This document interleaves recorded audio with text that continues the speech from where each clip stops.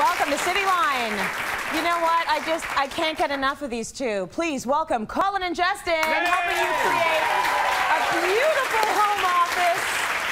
So, I hear the theme is a little bit of ebony and ivory, right? It kind of is, yeah. I like that. So, home offices, we've talked about this before, so many more people working from home, but you want a space that you can actually get work done in. You don't want to be in the clutter of the kitchen. Of course. You know, there's homework piles of paper everywhere. You need your own sanctuary. I think so. We've always said that systems in the home office are really, really important. Now, we know that millions more people literally across the world are now working from home, and I love that. We're home workers, you know, we're self-employed. Yeah. We need a space that's really concise and well organised. So our best advice is find a space in your home, whether it's one room, a corner of a living room, perhaps part of your dining room, and create a little vignette that really says something about what you want. We've assembled ours against this brilliant paper by Graham and Brown. It's gorgeous. It's actually designed by Wayne Hemingway, and it's called Wonky Boxes. As you can see, it kind of self-explanatory. Wonky boxes. And I love that mix of grey and the timbers as well. For the longest time, people are worried about mixing tones, mixing colours. Grey, timber, white, they're a real match made in heaven. Yeah, exactly. I mean, I think the thing about this is that the home office should blend in with your existing decor. You know, you don't want it to be some grey, boring office. So we've actually picked some items, you know, that are a bit more fashion forward.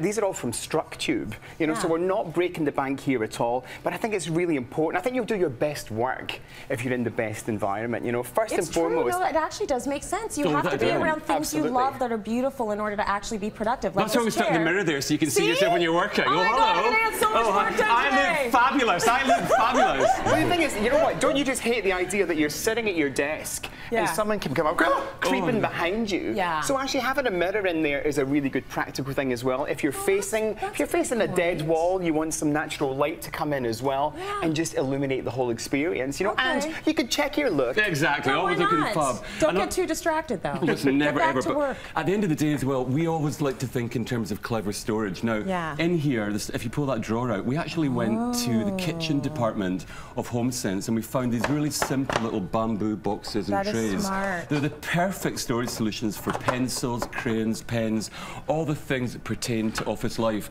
And then over here, in St. Lawrence Market, right here in Toronto, for $5 for 3 cute little storage boxes. They're actually disguised as books. That's cool. Shop smart, guys. Shop clever. Don't always look in the places where you think you have to go. It's not about going to home office supply stores all the time. It's about opening yourself up to a world of wonder. You also look very smart. You do. There's no books really in there. There's nothing to read here. Move along. And also, I think as well, it's important in the home office environment to have a comfy place to sit, because you can be Teutonic and get on with your work and be very regimented, but it's good to give yourself a little tea break as you would do in a regular kind of commercial or office environment. Sit yourself down there, get a good book, have a cup of tea. So comfy upholstery in an office softens the whole working mechanic. Or if you have clients, you know, they can come in and this is their seat and you can talk to them from your chair of power. Speaking of that chair, that's not a typical office chair. This is not a typical office chair, and we actually picked this. This is a dining chair. Again, it's from StrucTube, but we were thinking, okay, say you had this in a corner of the room and you didn't want it kind of like permanently set up as a desk. You know, that might be in another space and that just reads as a little credenza, a little sideboard, and then you can rob a nice chair that you've got in the dining room, you know, so that it's less formal, a bit more comfortable. And I think that's the thing here, you know, it's all about trying to get that home harmony in there, so it doesn't feel like a grey, boring office.